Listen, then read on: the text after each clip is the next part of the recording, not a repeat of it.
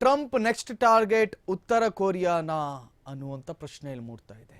ಯಾಕೆಂದ್ರೆ Trump Kim Jong ವಿರುದ್ಧ ಯುದ್ಧ ಮಾಡುತ್ತಾ ದೊಡ್ಡಣ್ಣ ಅನ್ನುವಂಥ ಪ್ರಶ್ನೆ. ದಕ್ಷಿಣ ಕೊರಿಯಾದಲ್ಲಿ ಅಮೆರಿಕ ಸೈನಿಕರ ನಿಯೋಜನೆಯನ್ನ ಮಾಡಲಾಗಿದೆ.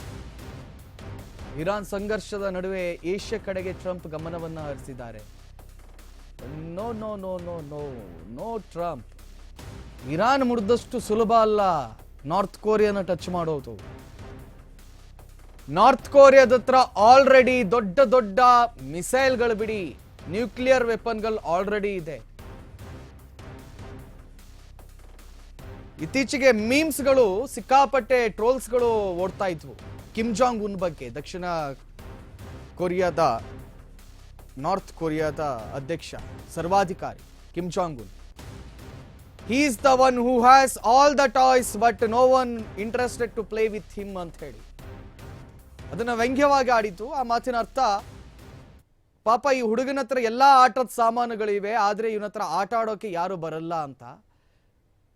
ಅದರ ಹೊರಗಿನ ಅರ್ಥ. ಒಳ ಅರ್ಥ ಏನು ಅಂತ ಕೇಳಿದ್ರೆ, ಈ ಕಿಮ್ ಜಾಂಗ್ ಅನ್ನುವಂತಹ ಈ ಸರ್ವಾಧಿಕಾರಿಯ ಹತ್ರ ನ್ಯೂಕ್ಲಿಯರ್ ವೆಪನ್ ಇಂದ ಹಿಡಿದು, ಬ್ಯಾಲಿಸ್ಟಿಕ್ ಮಿಸೈಲ್ ಇಂದ ಹಿಡಿದು, ಕ್ರೂಸ್ ಮಿಸೈಲ್ ಇಂದ ಹಿಡಿದು, ದೊಡ್ಡ ದೊಡ್ಡ ಆಂಟಿ ಜೆಟ್ ರಾಕೆಟ್ಗಳವರೆಗೆ ಅತ್ಯಂತ ಬಲಿಷ್ಠವಾಗಿರುವಂತ ಎಲ್ಲಾ ಆಯುಧಗಳಿವೆ. ಇವರನ್ನೆಲ್ಲಾದ್ರೂ ಅಮೆರಿಕ ಟಚ್ ಮಾಡ್ತು ಅಂತಾದ್ರೆ ಎಸ್, ಖಂಡಿತವಾಗಿ ಇಲ್ಲಿ ನ್ಯೂಕ್ಲಿಯರ್ ವೆಪನ್ ಅನ್ನ ಉಪಯೋಗಿಸಲಾಗುತ್ತೆ. ಬಿಕಾಸ್ ಅವನ್ ಸರ್ವಾಧಿಕಾರಿ ಸ್ವಾಮಿ. ಅಟ್ಲೀಸ್ಟ್ ಅಯಾತುಲ್ಲಾ ಖಮೇನಿಗಾದ್ರೂ ಪ್ರಶ್ನೆ ಮಾಡುವವರಿದ್ದಾರೆ, ಆದ್ರೆ ಕಿಮ್ ಜಾಂಗ್ ಉನ್ಗೆ ಪ್ರಶ್ನೆ ಮಾಡುವವರು ಯಾರೂ ಇಲ್ಲ. ಇದನ್ನ ನೆನ್ಪಿಟ್ಕೊಳ್ಳಿ. ಅದಲ್ಲದೆ ಕಿಮ್ ಜಾಂಗ್ ಉನ್ ಪದೇ ಪದೇ ಹೇಳ್ತಾ ಇರ್ತಾರೆ, ನನ್ನ ಹತ್ರ ಒಂದು ದೊಡ್ಡ ನ್ಯೂಕ್ಲಿಯರ್ ಬಟನ್ ಇದೆ, ಅದನ್ನು ಪ್ರೆಸ್ ಮಾಡಿದ್ರೆ ಅಮೆರಿಕಕ್ಕೆ ಹೋಗಿ ಬೀಳುತ್ತೆ, ಅಮೆರಿಕಕ್ಕೆ ಹೋಗಿ ಬೀಳುತ್ತೆ ಅಂತ. ಈ ಕಡೆಯಿಂದ ಡೊನಾಲ್ಡ್ ಜೆ ಟ್ರಂಪ್ ಅಷ್ಟೇ. ಅದು ಈಗಿನ ಕಾಲಘಟ್ಟ ಅಲ್ಲ, ಈ ಹಿಂದೆ ಏನು ಜೋಯ್ ಬೈಡನ್ಗಿಂತ ಮೊದಲು ಅಮೆರಿಕ ಅಧ್ಯಕ್ಷರಾಗಿದ್ರಲ್ಲ ಡೊನಾಲ್ಡ್ ಟ್ರಂಪ್, ಆಗ ಆಗದಂತ ಗಲಾಟೆ ಬಗ್ಗೆ ನಾನು ಹೇಳ್ತಾ ಇದ್ದೀನಿ. ಆ ಕಡೆಯಿಂದ ಡೊನಾಲ್ಡ್ ಟ್ರಂಪ್ ಹೇಳೋದು, ನಿಮ್ಗಿಂತ ದೊಡ್ಡ ನ್ಯೂಕ್ಲಿಯರ್ ವೆಪನ್ ಬಟನ್ ನನ್ನ ಹತ್ರ ಇದೆ, ನನ್ನ ಟೇಬಲ್ ಅಂಡರ್ ಅಲ್ಲಿ ಇದೆ ಅಂತ ಹೇಳಿ. ಸೊ ಇಬ್ಬರ ಹತ್ರವೂ ನ್ಯೂಕ್ಲಿಯರ್ ವೆಪನ್ ಇದೆ. ಆದ್ರೆ ಅಮೆರಿಕ ನ್ಯೂಕ್ಲಿಯರ್ ವೆಪನ್ ಅನ್ನ ಸಿಗ್ನೇಚರ್ ಮಾಡಿದೆ.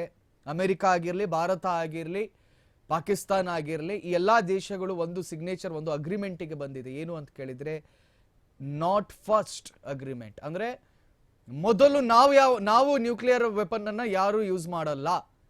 ಇನ್ ಕೇಸ್ ಆಫ್ ಎದುರಾಳಿ ದೇಶ ಯೂಸ್ ಮಾಡಿದ್ರೆ ಮಾತ್ರ ನಾವು ಯೂಸ್ ಮಾಡ್ತೀವಿ ಅನ್ನುವಂಥ ಟ್ರೀಟಿಗೆ ಈ ಎಲ್ಲಾ ದೇಶಗಳು ಸಿಗ್ನೇಚರ್ ಹಾಕಿದೆ. ಆದ್ರೆ ಒಂದು ದೇಶ ಮಾತ್ರ ಸಿಗ್ನೇಚರ್ ಹಾಕಿಲ್ಲ. ಯಾವ್ದು ಗೊತ್ತಾ? North Korea. ಸೊ ಅವ್ರ ತಂಟೆಗಿಲ್ಲಾದ್ರೂ ಅಮೆರಿಕ ಹೋದ್ರೆ ಹೋಗಲ್ಲ ನನ್ನ ಪ್ರಕಾರ.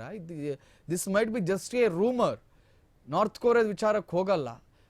ಬಟ್ ಮೋದಿ ಹೋಗ್ತಿರೋಂಥ ದಾರಿ ನೋಡಿದ್ರೆ ನೆಕ್ಸ್ಟ್ ಟಾರ್ಗೆಟ್ ನಾರ್ತ್ ಕೊರಿಯನ್ ಮಾಡಿದ್ರು ಅಚ್ಚರಿ ಇಲ್ಲ ಅಂತಾನೆ ಹೇಳ್ಬೋದು.